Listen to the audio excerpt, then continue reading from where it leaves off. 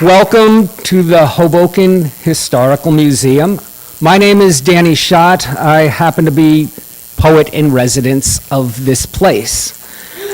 Welcome to the crowd that's here and also to everybody who's watching on Facebook and YouTube. I'd also like to thank Bob Foster, Vera Sirota, Rand Hoppy, Bill Curran, and the entire staff of the Hoboken Historical Museum, as well as, let's hear it from them, they work hard. As well as Peter Hale and Bob Rosenthal from the Allen Ginsberg Trust. This is a free event, but we do accept donations that you could put in that little box right there so that we can continue doing events like this. At Bob Rosenthal's suggestion, I was going to wear an Allen Ginsberg tie that was given to me by Joel Lewis after Allen's passing, but instead I wore this.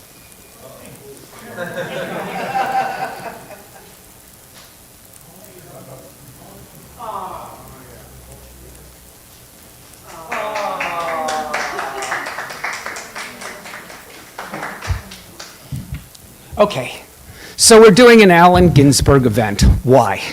A lot of reasons, but the main one is the exhibit right now is the photography of Benedict Fernandez, who was a Hoboken resident. And he took all the photos you see in the museum here, including the iconic Pot is Fun photo that's on the wall right over there. Right back there. And I do want to tell you that the museum is selling high quality prints of that, 18 by 24, or I don't know how it goes, 24 by 18, for the ridiculously low price, I would even say foolhardy price of $5 each. And you can buy them here and they're on sale. And they've been, see Bill back there, they've been donated to the museum by Ben Fernandez's estate, and they're terrific. No introduction of Allen Ginsberg is really needed, except mentioning he's one of the most famous poets who ever lived. He was born in Newark in 1926. He grew up in Paterson, New Jersey. He lived much of his life in New York City, in San Francisco, in India, and the world. He was a world citizen. And he passed away in 1997, I believe, and his ashes, or at least some of them, are interred, is that the word, interred? Yeah, interred in Newark, New Jersey. And it just goes to show that no matter how hard one tries, you can't really escape New Jersey. Many of the people who knew him best just aren't around anymore, which is why it's so cool that today we have 4 poets who did know him well. I'm going to just read 2 paragraphs from Michael Schumacher's biography that's just lifted from the Allen Ginsberg webpage. Renowned poet, world traveler, spiritual seeker, founding member of a major literary movement, champion of human and civil rights, photographer, songwriter, political gadfly, teacher, and co-founder of Poetic School, Allen Ginsberg defied simple classification. Poets are commonly known only within their circles of readership, but like Walt Whitman, Ginsberg's name was recognized to millions who had never read so much as a single word of his poetry. Like Whitman, the foundation of Ginsberg's work was the notion that one's individual thoughts and experiences resonated among the masses. It occurs to me that I am America, Ginsberg wrote. And while the statement was intended to be humorous, it also illustrated his idea that democracy begins with the raising of a single voice. At the height of his celebrity, Allen Ginsberg was arguably as symbolic of America, or at least a large segment of this country, as anyone. Now, I was going to read a poem by Allen Ginsberg, but that's silly, when Allen can just read it himself. Let's see.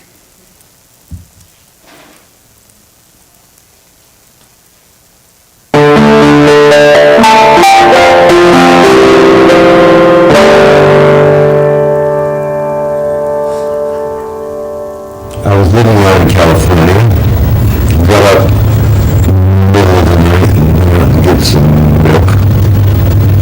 So I went to a supermarket in California. What thoughts I have of you tonight, Walt Whitman, for I walked down the side streets under the trees with a headache, self-conscious, looking at the full moon. In my hungry fatigue, shopping for images, I went into the neon fruit supermarket, dreaming of your narrations. What peaches and what penumbras, whole families shopping at night, aisles full of beans, wives in the avocados, babies in the tomatoes, and you, Garcia Lorca, what were you doing down by the watermelons? I saw you, Walt Whitman, childless, lonely old grubber, poking among the meats in the refrigerator and eyeing the grocery boys. I heard you asking questions of each. Who killed the pork chops? What price bananas from Honduras? Are you my angel? I wandered in and out of the big stacks of cans following you and followed in my imagination by the store detective. We strolled down the open corridors together, possessing every frozen delicacy in our solitary fancy-tasting artichokes, and never passing the cashier. Where are we going, Walt Whitman? The doors close in an hour. Which way does your beard point tonight? I touch your book and dream of our odyssey in a supermarket and feel absurd. Will we walk all night through solitary streets? The trees add shade to shade. Lights out in the houses. We'll both be lonely. Will we stroll dreaming of the lost America of love, past blue automobiles and driveways, home to our silent cottage? Ah, dear Father, gray-haired, lonely old courage teacher, what America did you have when Sharon quit holding his ferry and you got out on a smoking bank and stood watching the boat disappear on the black waters of Lethe?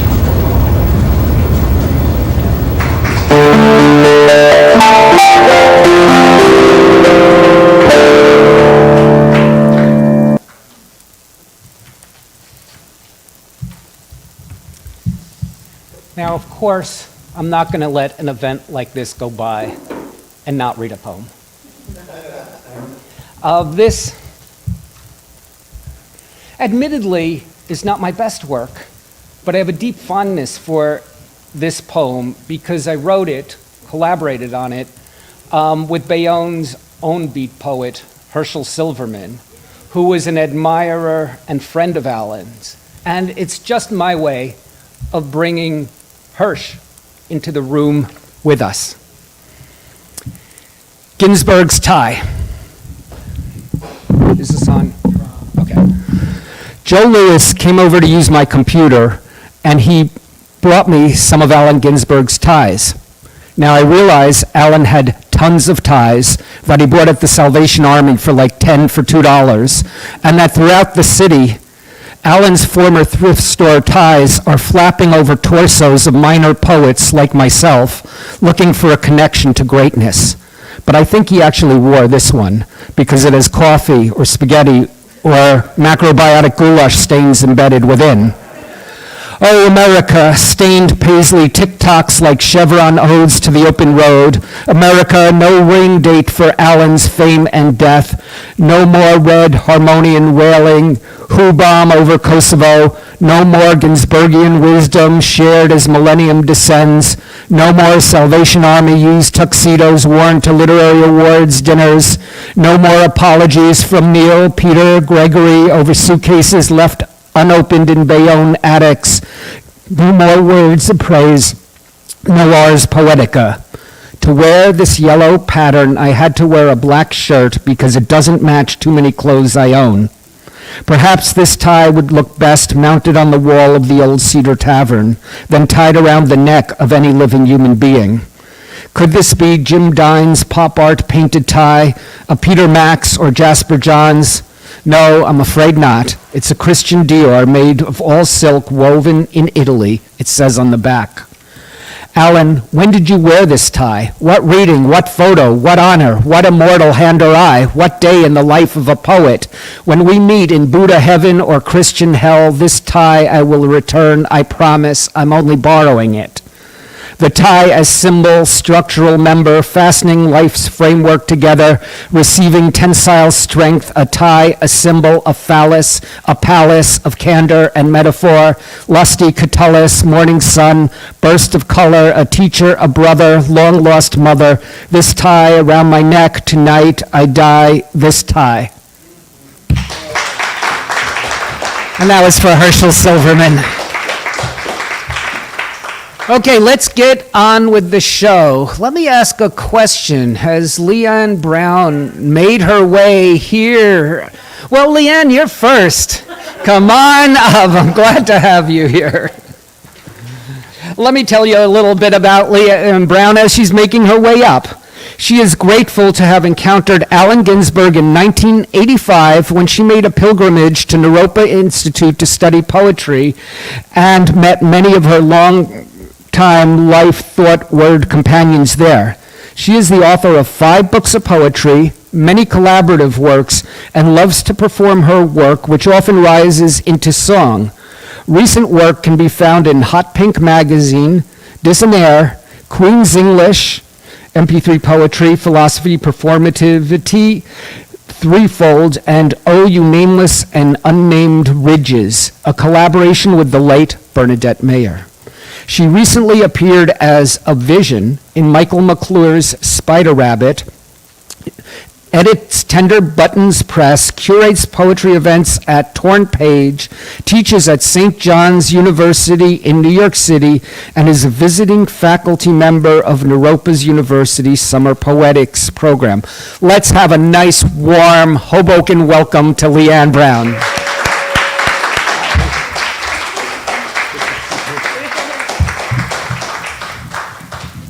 Thank you for inviting me. I was thinking about Allen because I loved how he would do gigs all over the place. And this month, I got to do that. I was in Kansas City, San Francisco, Berkeley, and I just got back from Pensacola.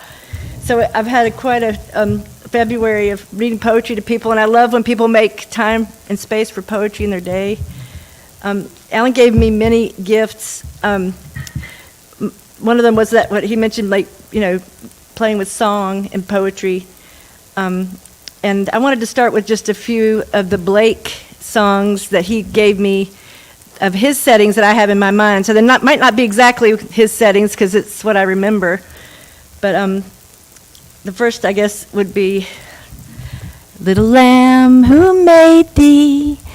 Dost thou know who made thee? Gave thee life and gave thee breath. And that's all I remember of that one. But now I'm going to go to the one I sang to my little baby who's now 21.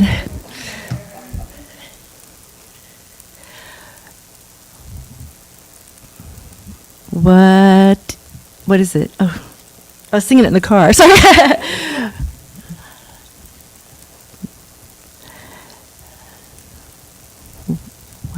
My name.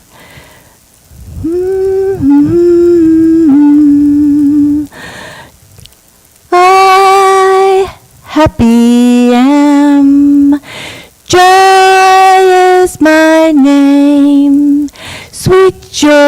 befall thee, sweet joy befall thee.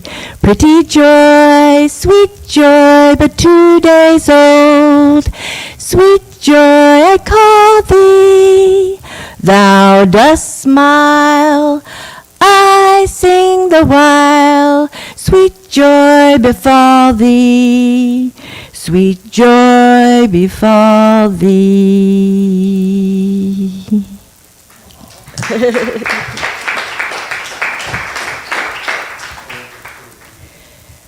And I wanted to, I do a lot of language play, and there's a form that I love called the present bow, which is sort of a complicated anagramish kind of form where you only use the letters of somebody's name, and you can repeat them as many times as you want. You don't have to use them only once, like in an anagram, and it's like a French game from the Oulipo. And I did one for Alan, and I'm going to locate it again. There it is. A single bard. So listen for the sounds of Allen Ginsberg's name. The letters. Sing, singer, grain a bell. I see he bade a line. Sing, roar, beguile a grab bag. Rub bare, grease a ring. A raga burr. Eagle beginners arise. A Niagara rage rinses, singes, always loving life even now, alive lips laughing every night, great in his neighborhood songs, to Brooklyn College, every ride going on. Everyone is right now playing their own Allen home movie in their mind's eye.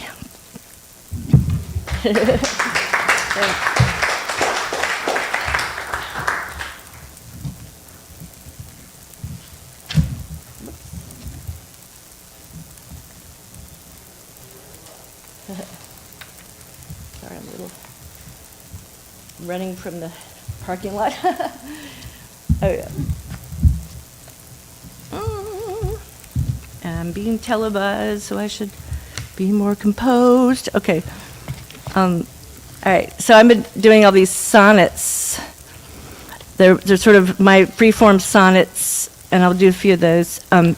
Acupuncture, beginning with the first line of Shakespeare's Sonnet 29. When in disgrace with fortune in men's eyes, which seems to happen on a daily basis, inserted here into meridians of care, the twist is what does it through my hair. Crown of head, a beam of light release, face down in a doll hospital for very large dolls. Fixed points, astrocartography of this body, and I am a city, a world, and I float to a cosmos, octopus arm around me, neural electric net to wake the bone, road equator, pulse of plexus solar, earthquake spasm and hurtful polar melt. If only so, the body of the world could be healed this way, silver needles in her gyres.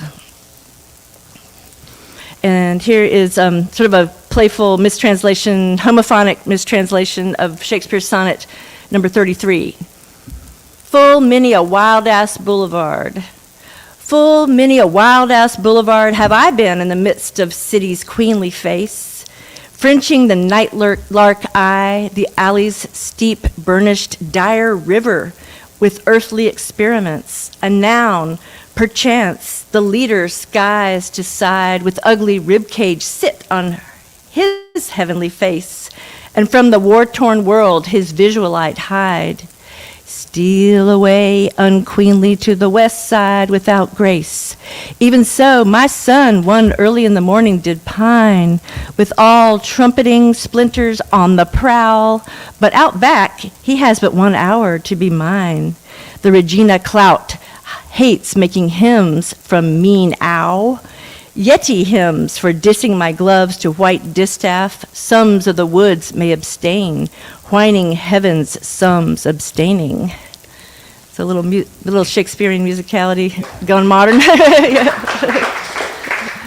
Oh, yeah, I forgot. You beat poetry readings, you clap after each one. That's good. You don't have to do that.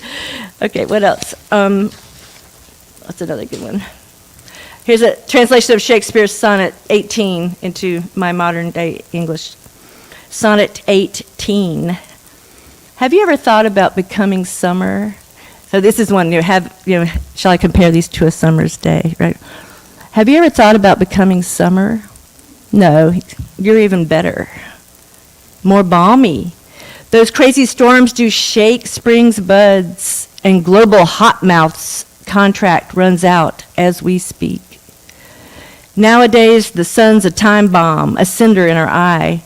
Too many times we find the foundation rubbed out as every equality swirls around the dreamers by chance operation or cell mutation cut. Hell no, you'll never be less hot to me. You'll never lose your sudden shimmer aura. Death won't invite you to his shady party. All this radical divinity will resemble you. As long as we're not flooded out that long, this poem makes this baby pout. All right, what else? Yeah, I'm calling this manuscript sonics, like sonnets, but sound. Upanishad birth sonnet. So, recitation is water, origin of water. I gave birth to what? Breathing water from the unreal. Lead me to the real. The head of my child clearly is the dawn. Crowning over the horizon looms my mother to my right, my husband to my left. From the darkness, lead me to the light. Through the very eye of what's no longer here, manifest clear. Beyond pain, like moon, beyond death, a sideways eye. In my mirror, in this statement, there is nothing obscure. The whole world is nothing but food, little one, and you have procured it for yourself by singing. And here's an alphabet poem for my husband, T poem, Tony Torn, TT. And it's the game is to open a big dictionary and write the poem from only words on that page. So it's, yonder comes Delinda, I know her by her trip. Oh, that was in one of the definitions from Dryden. Yonder comes Delinda, I know her by her trip. Adornment afloat, to which a line with baited hook trims threefold, each of several rounded forms to revolve parallel horseshoe magnets, which surface late connected to heavenly bodies, which are a third of the zodiac. 3 children, or any long slender rod in the name of the small square Trinidado, instead of the first 2 only, singing or playing a kind of tobacco from inordinate division, a secret trafficker, a trinketer, or oxygen toy, incenses trioxide the sound of this 1600 stroke or catch by which the wrestler supplants his antagonist, then comes into momentary contact to make certain a number of trips. Short for party of trippers or trip train, replacing an inflected form, expressing our own natural history. And I want to go back to the Blake just to end up. I want to do Tiger. I think some of y'all know it, so I hope you can sing along at least to the chorus, to Ginsberg's setting of Tiger, Tiger, burning bright. I don't have the little sticks he used to play, but I have to get those. But I remember he would go like, yeah. Did you redo what? Sticks? The sticks. The sticks were Australian. So y'all could do this. Tiger, tiger, burning bright in the forest of the night. What immortal hand or eye could feign thy fearful symmetry? In what distant deeps or skies burnt the fire of thine eyes? On what wings dare he aspire? What the hand dare seize the fire? And what shoulder and what art could twist the sinews of thy heart? And when thy heart began to beat, what dread hand and what dread feet? What the hammer? What the chain? In what furnace was thy brain? What the anvil? What dread grasp dare its deadly terrors clasp? When the stars threw down their spears and watered heaven with their tears, did he smile his work to see? Did he who made the lamb make thee? Everybody! Tiger, tiger, burning bright in the forest of the night. What immortal hand or eye dare frame thy fearful symmetry? Thank you. Thanks, Alan, for the songs. Keep singing, everybody. Rise into song with your poems. Thank you.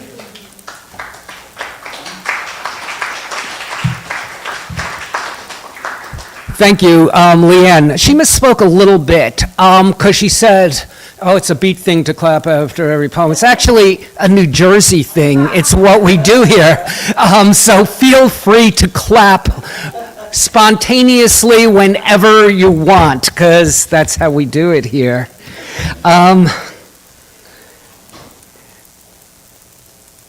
Rosenthal, born 1950. Fifth Avenue overhead, Edge Books, 2024. Brand spanking new, and he's got some copies with him. I know I'm going to buy a copy. Straight Around Alan, On the Business of Being Allen Ginsberg, Beatdom Books, 2019.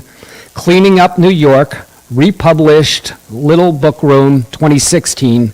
And books of poetry, Morning Poems, Lies About the Flesh, Rude Awakenings, Viburnum, and 11 Psalms, and plays co-written with Bob Holman include The Cause of Gravity, The Whore of the Alpines, Bicentennial Suicide, Clear the Range. Now, Bob Rosenthal's bio is by Bob's own choosing, rather modest and austere there, but his accomplishments are many. Bob served as Allen Ginsberg's secretary for parts of 3 decades, and he often held the entire operation together through some chaotic comings and goings. We all know that. More importantly than that, Bob is a damn good writer, and you're going to see that right now. Let's hear it for Bob Rosenthal.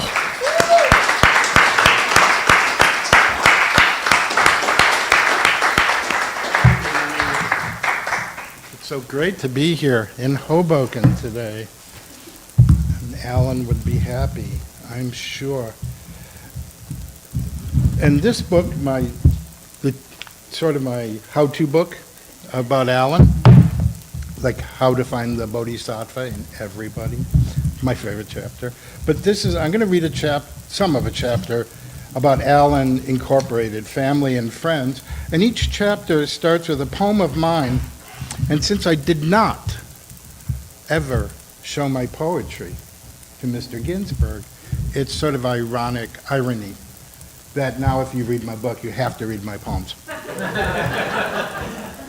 So it starts with my poem, Heavy. I am thinking I carry the beatings I got as a child. I carry them on me. They are the weight I carry on me. Father beat me for not eating fast enough. I was humiliated with food. I was skinny, a finicky eater, slim. I hated fat. I hated peas. I hated things. Peas. I hated peas. I hated peas out of a can. I hated mushy peas, not as green as in England. He put 2 peas on my plate and 2 eyes on me. He would wait. Watch me eat those poison pills of peas, those vomit-producing unctuous orbs. Watch. There was no escape. And the big eye was on me, and I couldn't do it. I would take a pea and put it in my mouth. My stomach would tighten. My throat would close, reverse its flow. I'd start a humming hum out my nose. I couldn't get it down, jam it on the roof of my mouth, later scrape into a toilet bowl and pretend to swallow, not daring to meet his glare. I must annihilate the pain through ridicule. I start deliberately to camp up the pain, to entertain the modern painful Buster Keaton way. Keaton's pathos is Alan's, I bet. Alan is living on East 10th Street between Avenues C and D. He's knocked down, dragged into an abandoned building by several kids, robbed of $60. Gregory steals one of Alan's expensive Blake books. He sells it to Andreas Brown at the Gotham Book Mart. Alan goes up to 47th Street, buys it back. Then Alan and Gregory sit around Alan's kitchen and discuss what a thief Andreas is. Firstly, Andreas knows Alan doesn't sell his books. Secondly, Gregory is sick with junk and cannot help himself. Alan's friends cannot steal from Alan because Alan never calls it thieving. Alan gazes at the boys benignly as they approach. He looks like an easy mark with his professorial distraction, easy-to-snatch, laden book bag. Alan writes mugging about it. The New York Times Magazine prints the poem and gives Alan a fee. The striking concept in Alan's poem is that he cries out, "Om! Ah! Hum!" as he is being attacked. The boys must have been somewhat perturbed by the strange intonations from the old man. The force of the mantra is to shatter illusion. As the Duke of Venice advises in Othello, the robbed that smiles steals something from the thief. Alan smiles with forgiveness and compassion and steals indulgence back from those who rob him. His candor protects him, and thus his weakness is his greatest strength. I'm much less inclined in that direction. Alan notes that they take $60 cash and leave $10,000 worth of poetry in the shoulder bag on the floor. Gregory Corso notes in Columbia Poesy Reading, 1975, the New York Times paid him $400 for a poem he wrote about being mugged for $60. Oh, blessed fortune for his life. There is no thief. Gregory is right, and he is wrong. People do steal from Alan. Foremost among the thieves is Gregory himself. Alan is never a Faust. He banishes the devil from his world. Success for Alan can only be measured in love units, yet Alan has a knack for making money. He works for his immediate needs. His needs are varied. The Salvation Army for suits, ties, shirts, pants, underwear. Chickens are needed to make soup. Blue cheese to spread on bread. The New York Times to read. Cheap dinners out with boyfriends are necessary. His furniture is secondhand or made for him by carpenters who love him. They hardly charge anything. His bank account balance is always funded and always low. Alan Inc. is a non-profit organization. This becomes a creed that holds Alan out to account. Alan makes money in order to do the work. And what is the work? To ease the pain of living. Everything else is drunken dumb show. Memory's Gardens. Alan uses his cottage industry and his office to ease suffering in the world by distributing clothes and medicine and books and poetry publications. Alan's sees this world as family. He creates money out of loyalty to family. Can I read a little? Do I have time to read a little more? Okay, so I can be louder. I'm going to move this so it doesn't look like the Starbucks commercial. You guys are silly. Okay. A different time period. Ted is a tall, Ted Berrigan, that is a tall, imposing man smiling through missing teeth above a New England seaman's beard. A lit cigarette always rests in the corner of his lips. He wears blue chinos and large pearly sweaters covered in cigarette ash. He is accustomed to using pills, uppers and downers, to regulate his body's energies. Since Ted has recommended me to my new job, I want to offer him more support. Ted comes over to work. First, he goes to Alan's medicine cabinet, always finds the pill that will make productive work possible. Alan mentions to me that the narrow library is overcrowded. I ask if I should engage Ted to cull the books. He says, okay. In May 1978, Ted spends several days in Alan's library, sedulously looking over all of Alan's books. He decides which ones Alan does not need anymore. The fine copies of poetry that need to be kept, but are not likely needed for future study, are set aside to send to the archives at Butler Memorial Library. Many of the Alan books on Hinduism are sequestered to be given away. Alan doesn't need these anymore, Ted says. I'm not so sure, and I make a list of the books that are given away. Ravi Singh, a.k.a. Neil Hackman, is a yogi and aspiring poet. Ted suggests that Ravi cart off the Hindu texts. Included among those texts is the Gospel of Ramakrishna.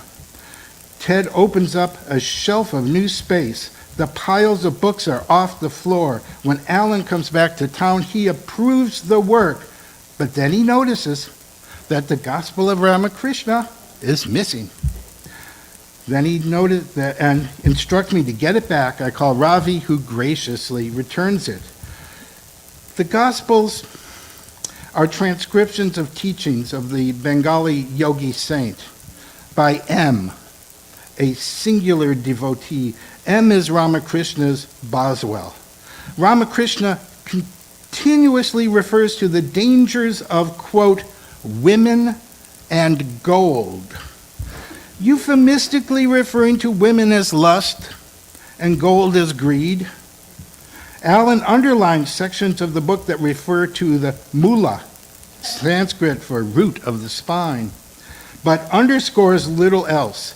Yet halfway through the book, after one more admonition about women and gold, Alan impatiently scribbles in the margin, women and gold are God. How like Alan to embrace the feared thought and generously extend acceptance. Thank you. I can make a small commitment if you want. I have some of these copies. We'll sign.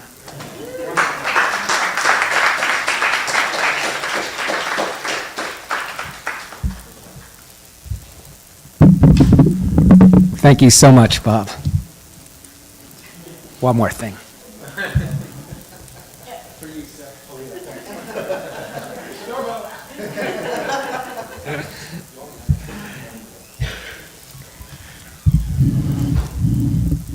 Sharon Mesmer is a poet, fiction writer, essayist, and teacher. Her most recent poetry collection is Greetings from My Girly Leisure Place, Bloof Books, voted Best of 2015 by Entropy magazine. Other collections are Annoying Diabetic Bitch, The Virgin Formica, Half Angel, Half Lunch, Vertigo Seeks Affinities, a chapbook from Belladonna Books, and Chiarasa, just this, in Romanian translation from, I'm going to mess up this name, Charmides? Okay. 4 of her poems appear in Postmodern American Poetry, a Norton anthology. Recent magazine appearances include Fence, On the Seawall, American Poetry Review, Posit, New American Writing, and Heavy Feather Review, among others. She has also published 3 fiction collections, The Empty Quarter and In Ordinary Time, both hanging loose, and Mavi Ayanango. Well, I'm going to mess up the next thing too, from Hachette in French translation.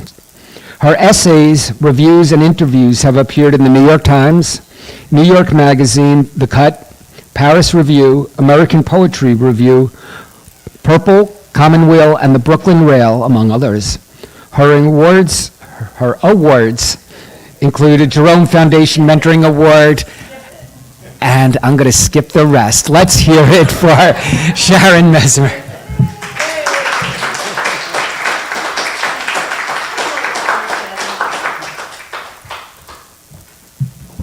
I am so happy to be able to adjust the mic. I'm so happy to be reading here today with all of you in a tribute to Alan. I didn't steal one of his books, but he loaned me a John Skelton book in which it is written, "Property of Allen Ginsberg, do not take," and I still have it. So what the hell? I wrote this piece for an anthology, well, really like a collection that Erica Heller was doing of meals with famous people. And she had already done a first volume of on this topic, and this was supposed to be for the second one, but it never came out. So if anybody wants it, it's up for grabs. Talk to my agent, like I have an agent. Alan's lentil soup. Trudging through the snowy Lower East Side on a winter afternoon in 1990, I felt like I was in a movie. The sun was pouring white gold down the fire escapes and across the ruddy brick fronts of buildings. Hipsters were hunched over plates and cups in the half-steamed windows of Polish and Ukrainian restaurants. As I crossed First Avenue, its long, low vista reminded me that I was stepping into the energies of countless young artists who'd crossed in this very spot. Sorry, I have a cold. Like them, I was moving closer to my teenage dream of being a hip, genius, bohemian poet. 29 years old, not nearly warm enough in a Goodwill leather jacket and 2 moth-eaten wool scarves, I was on my way to 437 East 12th Street, apartment number 23, Allen Ginsberg's apartment. Alan was my advisor in the Brooklyn College MFA poetry program, and he held second-year tutorials in his apartment. As I turned onto 12th Street, I was hoping he would be different one-on-one than he was in the classroom. Before I started the MFA 2 years earlier, I had this idea he'd be as expansive and generous as his work. I pictured him smiling and nodding approval when I told him that 2 college girlfriends and myself had styled ourselves a female beat generation, performing our work together in punk clubs, lofts, bars, abandoned gas stations. We failed at the female beat thing spectacularly. And on a little side note, this friend of mine and I, when Alan read in Chicago, we hatched a plan to kidnap him so that we could get on the cover of Time magazine. And we actually went up to him and we said, can we kidnap you so we can get on the cover of Time magazine? We thought he would just be like, get the fuck out of here, you two. But he was like, sure. Do you need names of like press to call? And we just like looked at him completely dumbfounded because we had not even like planned that, for this, stroke of luck. I knew once he heard that, he'd recognize a kindred spirit and take me on as his protege. But Alan was unsmiling and serious as he entered the very first workshop in a seminar space called, appropriately, the Cosmic Room. After briskly reading our names off the roster, he told us to introduce ourselves and say a little bit about what poets we'd read. Noting that a surprising number of my fellow grad students weren't exactly steeped in contemporary work, I rattled off a bunch of names he was sure to recognize, making certain to include his friends Gregory Corso and William Burroughs. Not a poet, of course, I remarked, but definitely an inspiration. Alan said nothing. Later, he gave an in-class writing assignment. Write a pledge of allegiance to someone or something.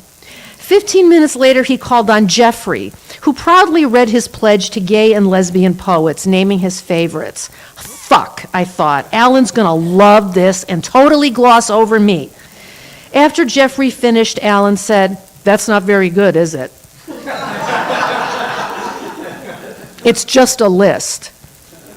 It's a list poem, Jeffrey said defensively. Alan looked at him like, "I know what a list poem is, son," then turned his attention to the woman next to Jeffrey, Tony, who read a poem about roses. "Trite," he pronounced, "unless they're a specific kind of roses. Schenectady roses, maybe." "But I've never even been to Schenectady," Tony protested. Alan simply moved on to the next person, me. My hands were sweating as I pledged allegiance to my old Chicago working-class neighborhood back of the yards, certain I was going to come off like a total hayseed. "Nice," he nodded after I finished. "That line about the lagoon full of dead secretaries is like Apollinaire. Who's next?" Had I heard him right? Had he really compared that line to Guillaume Apollinaire, one of the forerunners of modernism? I was almost in tears. Despite that initial boost, however, we never spoke outside of class. When I said hello to him in the halls, he acted like I was stalking him. But he seemed to like my work. He chose me to represent the program in the Poetry of Society America's annual event, Best of New York Writing Programs, and nominated me for the scholarship that was covering my final semester tuition. But he made the scholarship a fraught accomplishment. After the award ceremony, he came up to me at the snacks table and whispered a little too gleefully that Conway, another MFA student, was pissed off because he thought he should have gotten the scholarship. "Why are you telling me this?" I asked. "Cautionary tale," he said. "'Cause the literary scene's a bitch?" He nodded, poured himself some seltzer, and walked away. I pressed the lobby bell for apartment 23 and got buzzed in. 4 flights later, I was out of breath as I knocked on the door. I was expecting Alan's secretary, Bob Rosenthal, to answer, but it was Alan himself. "You look cold," he said. "That's because it's cold," I said, trying to be funny. He didn't laugh. He might have found it amusing, but it was hard to tell because in the 70s he'd had 2 strokes which left half his face paralyzed. I noticed he was wearing suspenders and a belt, which struck me as odd. Why both? I certainly wasn't going to ask. Like a regular person, Alan had papers tacked up on his fridge. His small kitchen table was next to an angled window that you saw in the video that looked out on the backs of buildings connected by clotheslines. His place smelled like old furniture, old clothes, like my grandma's bedroom, where I used to go to write and listen to the radio away from my mother's constant high-key haranguing. I noticed a stainless steel stew pot on the stove with a small flame underneath it and immediately felt a gnawing hunger. Around noontime that day, I'd asked my boyfriend if he could run out, not this one, different person. I'd asked my boyfriend if he could run out and get a few groceries because I had no cash and needed to type up my poems for the meeting. He said yeah, then continued whatever he was doing. Right before I left the house, I'd eaten a handful of cornflakes right out of the box. "Okay, what do you got?" Alan asked as I sat down next to him at the table. Was that affection in his voice? I pulled 3 poems from my ripped, ratty black canvas bag. "You teaching this semester?" he asked. "Yep, 30 students 3 times a week." "You poor doll," he laughed, taking up his fountain pen. From our first meeting in his office at the college, I'd only ever seen him write with this pen. He had ink stains on his fingers. "Nice music here," he said, nodding at the page. Then he uncapped the pen and started scratching stuff out. "Too many articles. Take the extra air out of these lines." He went quickly and silently through the first 2, sometimes deleting entire stanzas. When he got to the third one, he asked, "Is this a persona poem?" "No," I answered, "it's about my dad." "Your father's dying in Chicago?" I didn't want to get into it because I thought he'd ask me why I wasn't with my dad, and then I'd have even more soul-killing feelings about it. I nodded and looked down at my poems, hoping he'd move his attention there too. "What's the situation?" he asked. There was kindness in his voice, so I let it all out, hoping for some kind of absolution or permission to be where I was. "I just found out he has bladder cancer, and I feel guilty because he's in Chicago and I can't afford to fly back. I've already got a student loan to pay off after I graduate. And then my mother never liked me moving away, and she keeps saying I should move back, but if I do that, I'll pretty much tear down everything I've started to build up here, so..." Alan put his pen down. For the first time in almost 2 years, he looked me in the eye. "Listen," he said with quiet urgency, "do whatever you need to do to be with him right now. Go into debt, lose all your friends, because this is the only time both of you will be able to say the things you need to say to each other. My teacher, Chogam Trungpa, told me that when my father was dying. You want some soup?" he asked, getting up. "You like lentil?" As he plucked a bowl and a spoon out of the dish drain and plunged the ladle into the pot, he reminded me of my grandmother. "You want me make you some eat?" she used to say the minute I'd set foot in her kitchen. "How is it?" Alan asked, half smiling, hovering over me as I slurped. "I made it." "It tasted like salty feet." "Delicious," I said. "Thank you. I was starving." As he walked back to the sink and filled a glass with water, I wondered that I seemed pathetic, a far cry from a hip genius poet. My teacher also told me, he said, as he set the glass on the table in front of me, "Mourn your father completely, then continue your celebration." "What does that mean?" I asked. "It means after you mourn his passing, live your life. Be a self-actualized person. Do you meditate?" My mouth full, I shook my head no. "Want to learn? It'll help." Normally, he grinned, a student has to ask 3 times. So just ask me 3 times. I laughed and obliged. "Finish eating while I go through this poem, then we'll meditate." Again, my grandmother. "Finish eat and I open TV for you. Perry Mason is tonight." Soon we were sitting cross-legged on cushions on the floor next to his bed in front of his altar. Out the window above me was one side of the oxidized green steeple of the church across the street. "Okay, take 3 deep breaths first," he instructed, "and after that, just follow your breath. That's all. Go in with the breath, go out with the breath. When thoughts arise, acknowledge them, but don't invite them in for tea." We breathed in, how many people in this room have heard that? We breathed in 3 times together. He tapped a small brass bowl with a little pestle-looking thing and went off into his own world. I wasn't supposed to be inviting my thoughts in, but I couldn't stop thinking about my father. He was my first best friend, a loving, playful buffer between my critical, disapproving mother and me. How was I not with my first best friend as he left the world? Because of stupid money. But Alan was right. I'd have to go into debt to be with him. It was the only way. 5 excruciating minutes passed before Alan tapped the bowl again. "How was it?" "You're really not supposed to ask that because you're not supposed to bring judgment to it, but how was it?" It was hard to keep the thoughts away. "Keep practicing. It doesn't get easier," he laughed. "But you'll see it really does calm your mind." We went back into the kitchen and I gathered my stuff up. He ladled soup from the pot into a plastic container and put it in a white plastic bag with a paper napkin. "Because it's cold," he said, handing the bag to me, "and you have 30 students." I was hoping he wouldn't see I had tears in my eyes. He smiled and patted my face.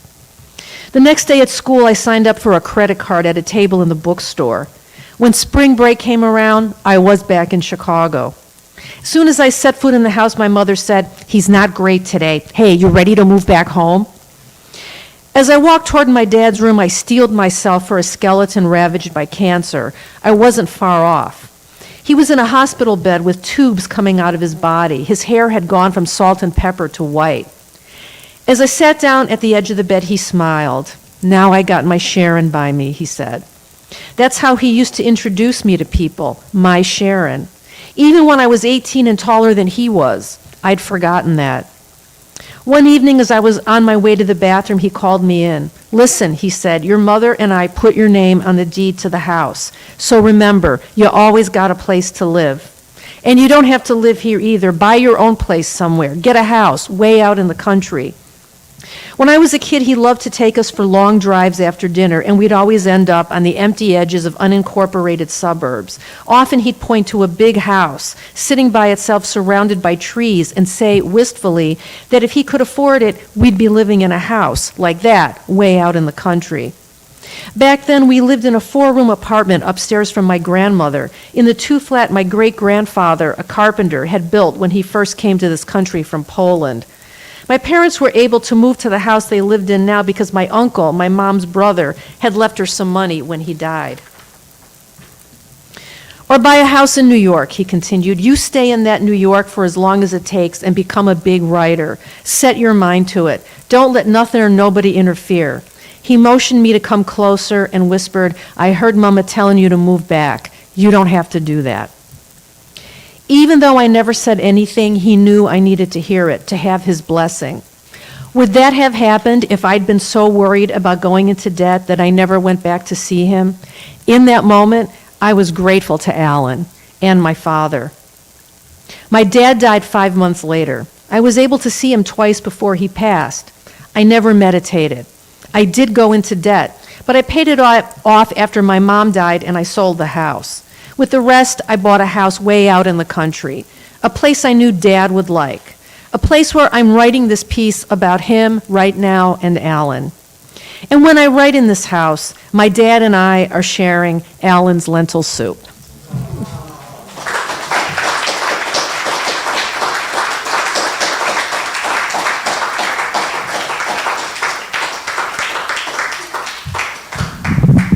That was beautiful. Thank you so much, Sharon. So I just got to ask the audience here, are you enjoying yourself? You having a good time? Good. Called Another Classic New Jersey Bard by Allen Ginsberg, Eliot Katz is the author of 7 books of poetry, including Love, War, Fire, Wind, and Unlocking the Exits, as well as a prose book, The Poetry and Politics of Allen Ginsberg. His most recent poetry book was a free PDF volume posted on his website before the 2020 presidential election entitled President Predator, Poems to Help Make America Trump-Free Again. Guess it didn't work. He was co-founder with Danny Schott of the long-running Long Shot Literary Magazine, and was co-editor with Allen Ginsberg and Andy Clausen of Poems for the Nation. Katz, whose late mother was a Holocaust survivor, has worked for many years as an activist for a wide range of peace and social justice causes, including helping to create several housing and food programs for homeless families in Central Jersey that remain ongoing. He currently lives in Hoboken, as a matter of fact, just right down there, and his website is www.eliotkatzpoetry.com. Let's hear it for Hoboken's own Eliot Katz.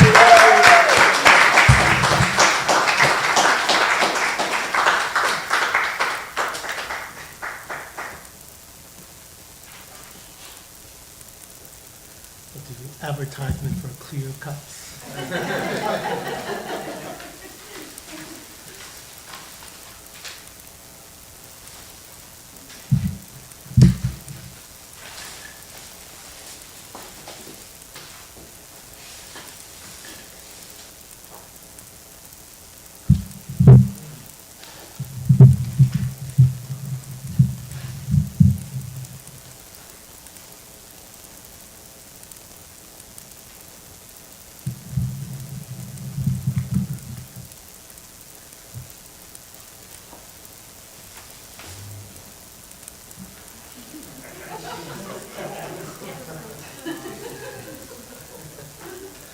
Hi, everyone. Hi, everyone. First, thank you to Danny and to the Hoboken Museum for putting on this event and for inviting me to be part of it. Danny and I have known each other for almost 50 years now. Since we lived across the hall from each other in our first Rutgers dorm in 1975.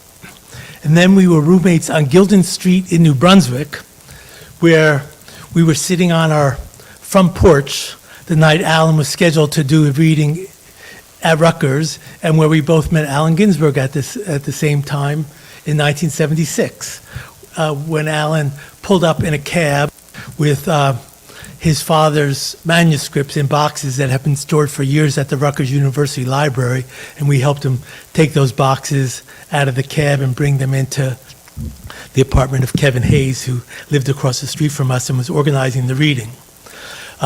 So I also, reading with Bob, I'd like to take this opportunity to thank Bob for, and also Peter Hale, for letting me be part of a lot of interesting Allen-related projects, both during Allen's lifetime and in the years since. Projects that included helping to organize a St. John the Divine tribute to Allen a year after Allen passed, Poems for the Nation, Allen, helping to proofread Allen's collected poems, and many others. I didn't know that Danny was going to start this with a supermarket in California up on the screen, but one of Allen's first well-known poems was a supermarket in California, and I thought I would start my reading with what I could have called a supermarket in New Jersey, but it's called To the Vegetable Aisle. Under refrigerated water spray, all looks healthy. Romaine, red and green, Boston Bib, watercress. How choose a lettuce? How to know which of you has natural soil's nutrients intact? Hey, arugula, why haven't I seen you here before? Who let those prepackaged sick leaves through the door? There's plenty broccoli bunches, no ketchup. At least the Reagan Bush era is over. Which squash has more vitamin A, spaghetti or butternut? Would one of you please raise your label? Speak up, which of you has been microwaved? Who here likes creamy Italian? Who's not afraid of the juicer's steel blades? Brussels sprouts and red cabbage, settle your price wars peacefully. Chestnuts, are you a vegetable now? Ah, tofu. You are the cure for famine and carnivorism. No wonder U.S. wants your French soybean subsidies cut. How juicy these ripe Jersey tomatoes, lulling me for an illusory moment. This really could be a garden state. Wait a minute now. Why isn't this aisle as well lit as the candy bar section? Why a Mars bar cheaper than a bag of spinach? Doesn't it cost more to grow a candy bar? When I was a 6-year-old child, I remember watching a professional wrestler described as having a cauliflower ear. Cauliflower. It was 20 years before I could look at you again. Actually, for a long time in childhood, I refused to eat vegetables. It was a way of rebelling, I think. Later, I substituted alcohol for not eating vegetables. Now I welcome you, radical and mostly sober, escarole and chicory, now kale, now garlic, now red peppers and parsley. Peas and green beans, who will protect you from being canned and frozen to death? Without values of internationalism and democratic accountability in all public institutions, who will safeguard the diversity? Who protect us from irradiation and pesticide? Who will assure the right to organize? Who sets transnational standards of minimum wage, eco-health, and safe working conditions? Who makes sure hyper-technology doesn't take over? After a right-wing tide, who will remineralize your soil? Who will assure access to your aisle for all? Who will apologize for bumping my cart into Shoppers while writing this poem? Sleep tight. Don't let the bacteria bite. Feed the struggle for another night.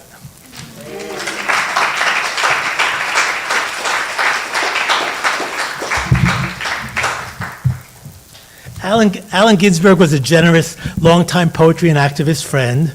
After I had done a one-month poetry apprenticeship with Allen in 1980 at Naropa Institute in Boulder.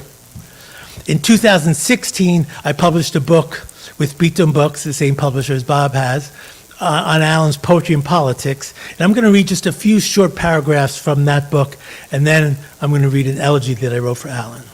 So this is from my book on Allen's poetry and politics.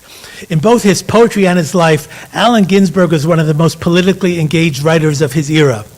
Influenced by such key literary predecessors as William Blake and Walt Whitman, and raised by a communist mother, Naomi, and a Debsian democratic socialist poet, Father Lewis, Allen Ginsberg learned how to turn his political ideas and observations into some of the most memorable and widely read poetry of the 20th century. Allen Ginsberg had a rare ability through both his poetry and activism to radicalize young people, to open their radical eyes, to help prop open a wide range of difficult-to-find doors to worlds of progressive politics and culture, enabling his work to achieve an enormous influence on 6+ decades of American dissent.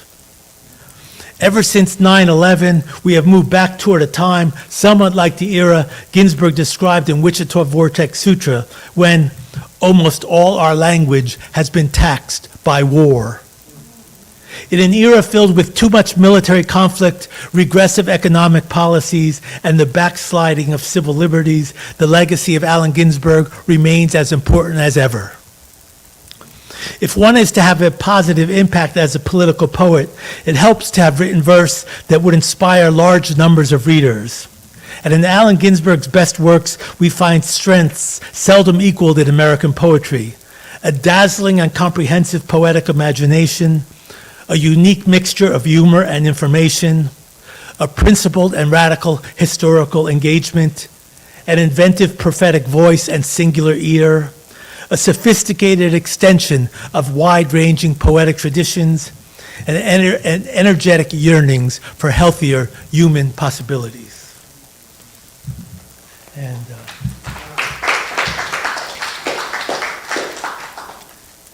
And this is a slightly condensed version of a poem that I end that book with, and that is also in my book, poetry book, Unlocking the Exits. Elegy for Allen, written a few days after Allen passed. Ah, Allen, you gave America a new shape, and now you've lost yours. What a long, accomplished road it was from the bridge over Patterson Falls, through San Francisco's Sixth Gallery, Prague's May King, Pentagon exorcisms, Mid-America's Iron Horse, Chicago 68, Jasora Road, Rolling Thunder, Rocky Flats, cosmopolitan greetings from New York City's East 12th Street, to heaven, the bardo, a grasshopper, a gray void, the place where all things wise and fair descend, the end of suffering. Wherever you are, the most curious place in the universe. Yesterday in your new Lower East Side loft, I held a clear plastic bag with your ashes inside. Fine off-white powder, only a few small bone fragments visible, boxed inside, last Buddhist shrine. Oh, those armor-piercing eyes will look out, tender, photogenic skull, no more. What happens to us? When did we begin taking this trip from energetic, body-soul beings traveling the world for democratic freedoms and dream-forged poetries, to old age, liver cancer, bodies lying softly on hospital cots near busy city windows, searching one last glimpse of old friends and sidewalk lovers, devoting life's last energies to finding new ways to breathe? Why the hell did we accept this ancient bargain? When did we sign this horrific contract for a few mere decades of joy? Well, you were always discovering a new breath, a new spiritus, a no money down person to person compassion. Now millions across the globe are chanting Om in your honor. Now you've joined Shelley's Children of Light, become a portion of the loveliness which once your presence made more so. But Alan, how you hung in there, how you gave them hell over 4 decades, how you practiced sanity, candor, intelligence, kindness, and boundless imagination as your weapons, how you mixed humor and information, utopian yearnings and minute particulars, how you extended and subverted literary traditions in the most interesting ways and never tired of formal inventiveness, how you revealed the Academy's shower curtain secret, poetry could be relevant to our lives. How you taught all nations' youth to dig through the deadwood of exploitation and hypocrisy. How you were expelled from Prague and erased from primetime radio. How you showed that a lone human voice, well honed and courageous, could challenge a multinational corporate bureaucracy. How you became an unacknowledged democratic conscience of Cold War America. Alan, you were loyal and generous to friends and future generations. Lucky for the planet, your words live on. Lucky for those not yet born, Holy Soul Jelly Roll still carries your baritone voice. Oh, Alan, you finally joined Walt Whitman's side amid the enduring dead. How can that be all bad? Now you can forget daily terrors, quit worrying which nation's elected leader the CIA will topple during new terms of presidential denial, which activist friends will be jailed, which youthful heads will bleed from Tompkins Square, Chicago, LA, Moscow, Peking police nightstick, where landlords' eviction armies will helicopter next. Like Blake's Los, you gave form to human error, Moloch, the heavy judge, plutonium's devouring ghost lingering 250,000 years, unchecked capital skeleton sweeping homeless off the street. Now it's up to those of us with flesh on bones to tame our monsters inside and out, to carry your sexy wheel of syllables into peaceful battle for the next millennium. Death's phantom steeds have taken one more wondrous singer, one more sweetest, wisest soul of all our days and lands, to who knows where. Praised be the cosmic mystery, extolled the enlightened fire which outlives the initial spark, exalted the echo which rebounds through the universe. Blessed be these tears, the tears on cheeks of millions who touch your soft hands, your glowing aura, your living voice, your inked page, your Shambhala coffin. Alan, you tired your heart, lungs, liver, running years up a zillion flights of creaky lower Manhattan stairs. I don't know what happens after death, just that whatever's been written is wrong. Wherever you are now, I hope it has an elevator.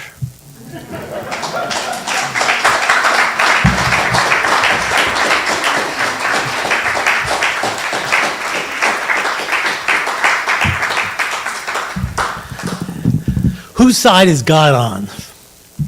In an attempt to keep his evangelical Christian voters, Donald Trump says that Joe Biden winning the presidency would hurt God. Do evangelical voters really believe that a 77-year-old guy, obviously past his physical prime, could injure a being they consider omniscient and omnipotent? What did Trump's evangelical voters think of Trump's implying such divine weakness? Or when he had peaceful protesters across the street from the White House tear-gassed and hit with batons so that Trump could stroll over and hold up a Bible upside down in front of an historic church? Does God approve of tear-gassing peaceful protesters or of a sociopathic politician holding up a Bible that wasn't even his own for a quick publicity photo? As Trump argues for the risk of fraud when it comes to mail-in voting, except in Florida where he knows he will need the mail-in votes of Republican seniors, would God vote in person if she or he could during a highly contagious pandemic? Advice columnist E. Jean Carroll has just won a New York court case allowing her to proceed with her civil suit against Trump for rape. Do religious Christians really believe that Jesus would approve of a candidate accused by dozens of women of a range of sexual assaults, from self-admitted groping to rape?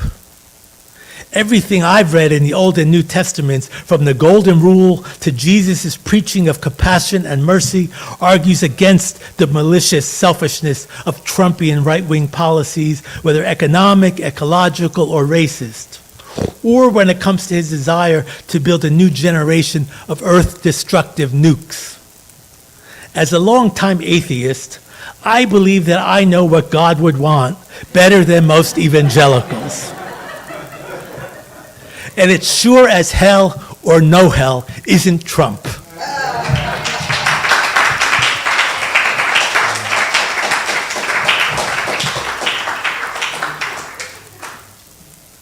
Allen was one of contemporary America's most important anti-war poets, beginning with poems against the Vietnam War, poems like Wichita Vortex Sutra, in which he declared the end of the war as a poetic anti-war statement, which was then taken up by singers like Phil Oakes and John Lennon, and which enabled cultural contributions to help grow the 1960s anti-war movement.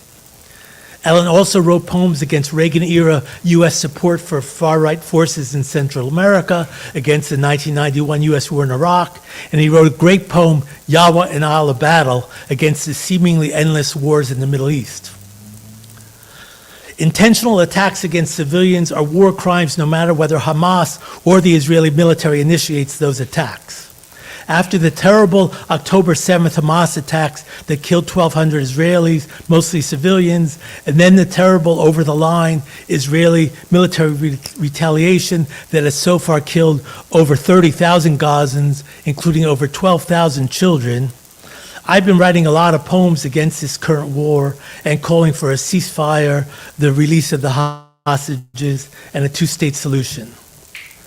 For time reasons, I'm going to read 3 short poems about the Gaza war here, but first, a poem that I wrote after the Russian invasion of Ukraine. Putin's sharp teeth. Putin has spent decades sharpening his teeth with gold-plated nail files, with electric sandpaper, with the jagged edges of Siberian ice, with badly manufactured nuclear missile tips, with the cut-out tongues of corner square protesters and street poets, with the hockey sticks of teams that did not win Olympic medals, with 2 of Garry Kasparov's cracked knights, with saved scraps of Stalin's mummified beard, with the fins of killer sharks that Putin has out-wrestled himself in the Caspian Sea, with 1,000 fountain pens ripped from broken journalists' fingers, with steel-toed boots that he has used to stomp on internet critics, with the ashes of burnt dystopian books, with a pair of Donald Rumsfeld's leftover Empire-style Iraq War eyeglasses, with all the rusty gold nuggets he could collect from his closest oligarch colleagues. Now that he has run out of in-country Russian tooth-sharpening tools, he has sent tanks and bombs into Ukraine to uncover differently shaped instruments.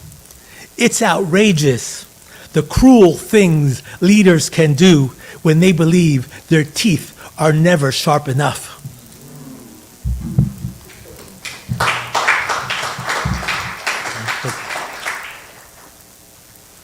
To speak up or not to speak up. As the son of an Auschwitz survivor mom, it hurts me to have to say Israel and war crimes or Israel and genocide in the same exhaled breath. But after the killing of 30,000 Gazans, including over 12,000 children, after roving tank medicine starvation blockades, after the use of hundreds of 2,000-pound bombs that can't possibly see the difference in crowded asphalt neighborhoods between Hamas militants and civilian kids, and after the authoritative International Court of Justice has ruled that Israel's military is committing a plausible case of genocide in Gaza, it would hurt a lot worse to stay silent.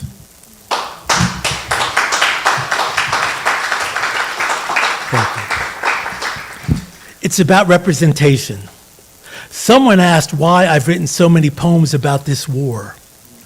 As a democratic left atheist son of an Auschwitz survivor, I have to try my imperfect best to help in refusing to let the sociopathic bombing tactics of a corrupt Benjamin Netanyahu pretend to speak for universal Jewish thought to the world.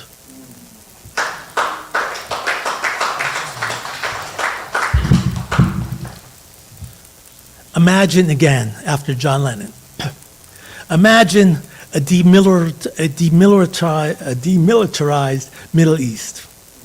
And then imagine a completely demilitarized world. It's not so easy these days, but please try.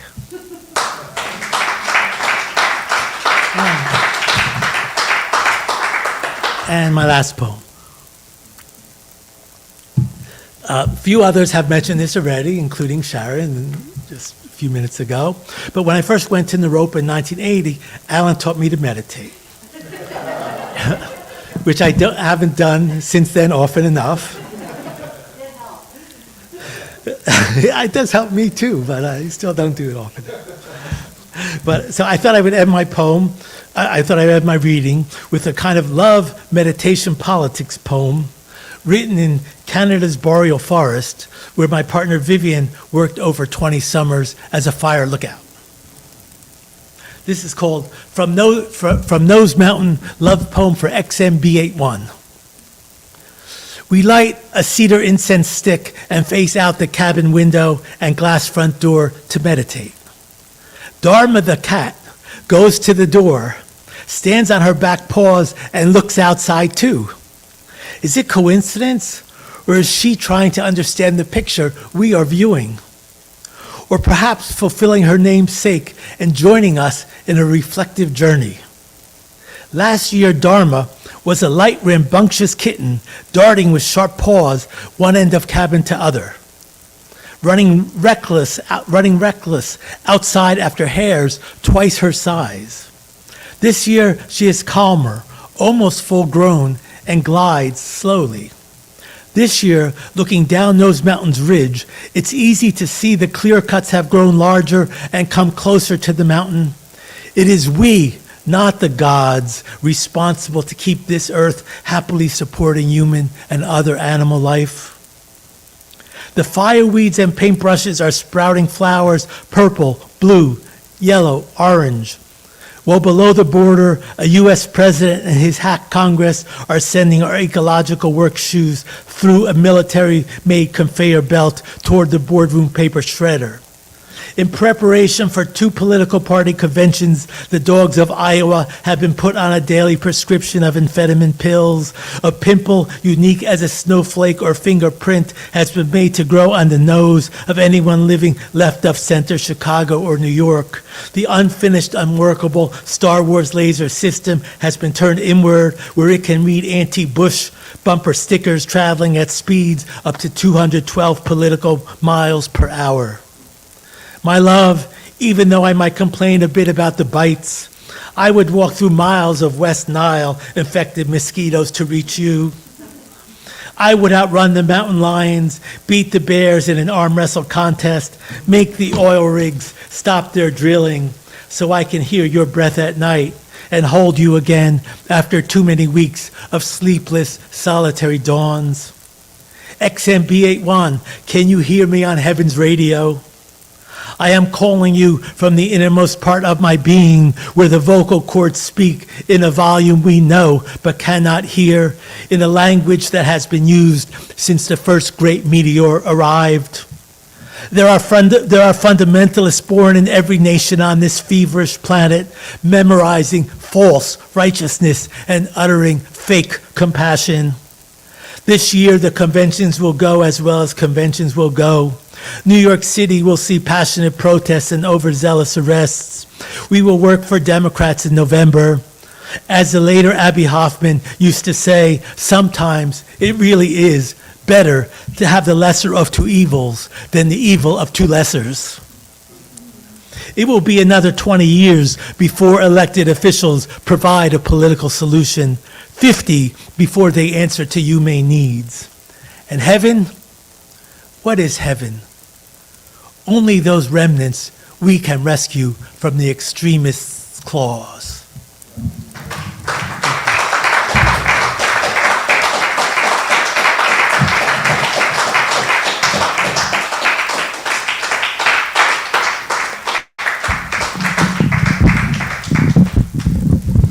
Thank you, Eliot.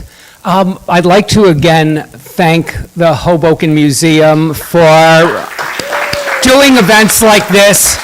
And this is a free event, so if you got a few dollars in your pocket, there's the donation jar. But also, we've got those posters for only $5. And even if you don't like the picture, damn, that's a good investment. I know it is. Thank you to Leanne, Sharon, Bob, Eliot, for doing this. And I've said this before, most importantly, thank you to the audience for being here. Have a glass of wine. We got wine over there. Look around and check out Benedict Fernandez's photographs. They're really quite amazing. Also, one last thing. I'll stop talking in a minute. Bob Rosenthal's book, Straight Around Alan, is a terrific and lively read. Get a copy if you so want to. Thank you.